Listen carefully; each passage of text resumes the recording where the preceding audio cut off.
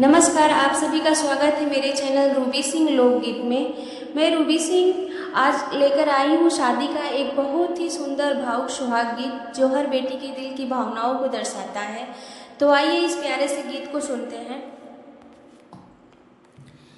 डिब्बा भर